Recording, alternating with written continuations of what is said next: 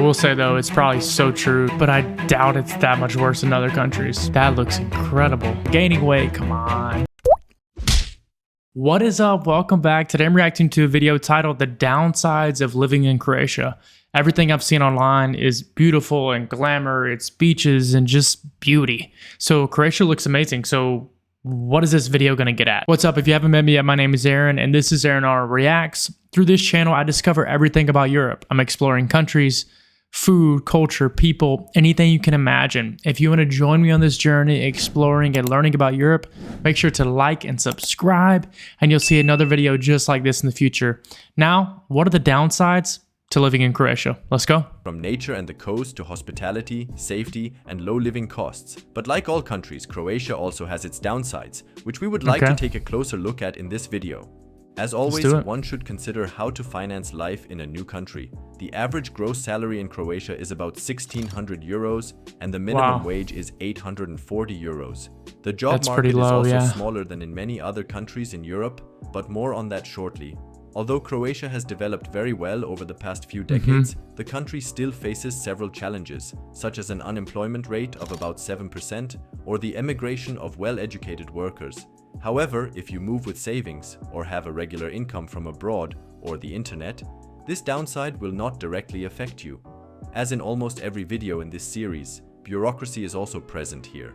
One of the biggest annoyances of living in Croatia is that you can't get anything done without dealing with a lot of bureaucracy. This is described. All right, to be fair, that's how most countries are. So many places have terrible bureaucracy. You're always dealing with problems. So sure, that's something to consider, but I doubt it's that much worse in other countries. Am I wrong? In various forums as an essential part of your new life in Croatia, whether buying a house, starting a company, or other interactions with authorities. The state has problems with efficiency in many countries, and Croatia is no exception. Even something seemingly simple like opening a bank account is easier if you have a friend who speaks Croatian and can help with the bureaucracy. Fair enough. The best advice is to remain patient and perhaps take a deep breath more than once. The language barrier is another point to consider. Away from the tourist areas, English is surprisingly uncommon, and the Croatian language should not be underestimated. While 60% of the population speaks English to some extent, there may still be situations where you can't get by without Croatian. It should also not be too much to ask.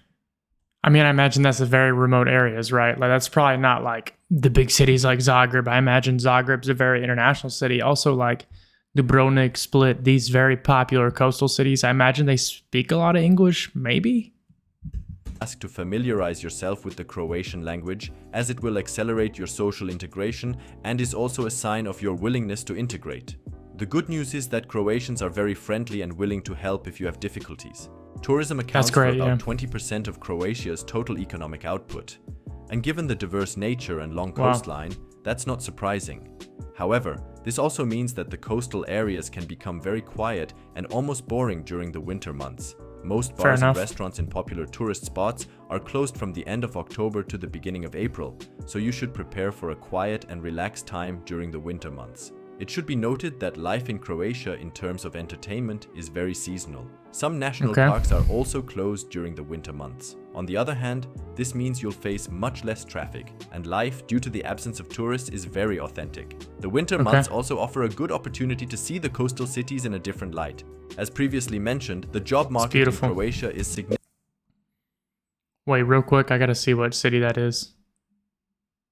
What city is this right here? What city is that? If you know, please let me know. I'd love to visit that city. Cities in a different light. As previously mentioned, the job market in Croatia is significantly smaller than in Germany. Specialized professions are less prevalent than in Germany. It is described as not very easy for foreigners to find work in a Croatian company, not least because of the language barrier and bureaucratic hurdles.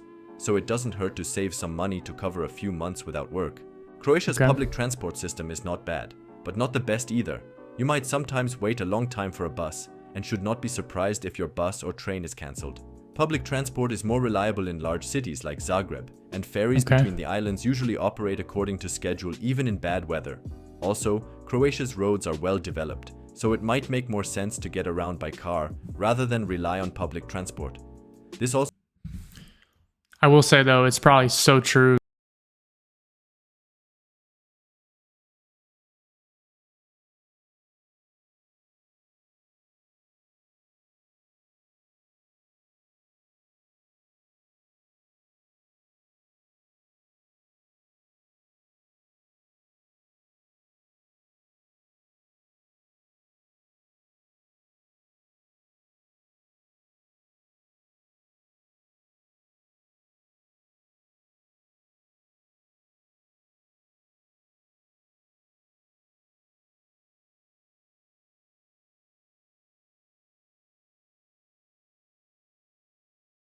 You seeing what I'm seeing right now?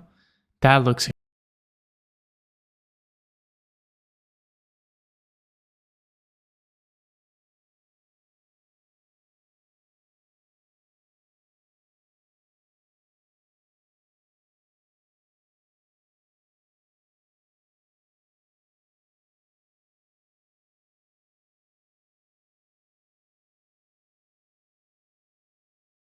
all right, that was a great video. He broke it down well. He explained a few things. Some things, I think, maybe some things were a reach. He was just trying to find some things to say negatives about Croatia. Gaining weight, come on. If you love the video and you want to see more like this, make sure to like and subscribe. We're going to keep exploring Europe, keep discovering these countries, people, food, culture, hidden gems. Let's do it together. Let's keep learning. I'll see you in the next video. Cheers.